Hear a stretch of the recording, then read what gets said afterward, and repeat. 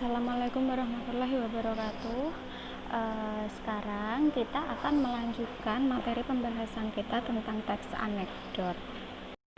Unsur-unsur kebahasaan dari teks anekdot yang pertama menggunakan kalimat tanya.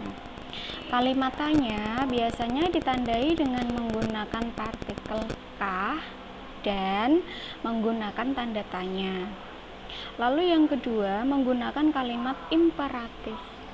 Kalimat imperatif itu adalah kalimat perintah, di mana untuk ciri-ciri dari kalimat perintah, yang pertama menggunakan partikel lah. Lalu yang kedua, menggunakan tanda seru. Kemudian yang ketiga, menggunakan kalimat seru. Ingat, kalimat seru berbeda dengan kalimat perintah. Kalau kalimat perintah, contohnya seperti bukalah atau mungkin ambilkan. Sedangkan kalimat seru itu adalah kalimat yang berhubungan dengan isi hati atau perasaan orang lain ketika melihat atau melakukan sesuatu. Contohnya ketika kita melihat keindahan alam, pasti kita akan mengatakan wow. Nah, wow, kemudian aduhai, lalu amboy, lalu dan yang lainnya itu merupakan kalimat seru. Kaidah kebahasaan yang keempat itu ada menggunakan kalimat retoris. Kalimat retoris itu adalah kalimat pertanyaan yang tidak membutuhkan jawaban. Jadi memang biasanya seseorang di sini bertanya hanya untuk menekankan atau memperjelas sesuatu. Dan yang terakhir menggunakan konjungsi waktu. Konjungsi waktu contohnya seperti selanjutnya, saat, ketika, sebelum, seperti itu. Sekarang mari kita perhatikan bagaimana cara menyusun teks anekdot berdasarkan struktur dan kebahasaan. Yang pertama, menceritakan teks anekdot dengan pola yang berbeda. Biasanya ketika kita menceritakan kembali atau memparafrasekan sesuatu, memang harus menggunakan bahasa sendiri yang dimana nanti agar lebih mempermudah untuk kita sendiri memahami maupun orang lain. Kemudian yang kedua, menyusun teks.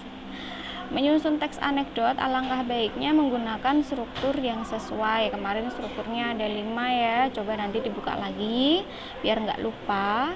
Dan yang terakhir menceritakan teks anekdot. Nah, untuk menceritakan teks anekdot di sini usahakan menggunakan kalimat yang baik dan benar. Karena di sini menceritakan kembali secara otomatis dia akan menceritakan secara lisan. Setelah bisa menyusun teks anekdot, kita diharapkan untuk bisa menceritakan ulang teks anekdot yang sudah kita baca. Nah, bagaimana sih caranya? 1. Membaca isi anekdot dengan saksama. Jadi jangan membaca hanya sekedar membaca, tetapi juga yang kedua harus memahami jalan ceritanya. Kalau kita hanya sekedar membaca dan tidak paham, kita tidak akan bisa menceritakannya kembali. Lalu yang ketiga, mencatat unsur-unsur pokok anekdot. Jadi biasanya dalam suatu teks itu ada 1-2 pokok inti yang nantinya penting untuk kita catat.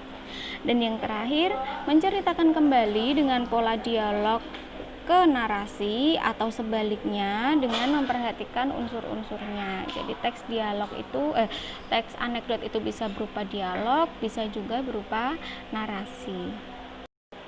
Langkah-langkah dalam menyusun teks anekdot, yang pertama mengamati lingkungan sekitar. Siapa tahu kan nanti lingkungan sekitar kita itu akan bisa dijadikan sebagai topik atau bahan dalam membuat teks anekdot. Kemudian yang kedua, menentukan tema.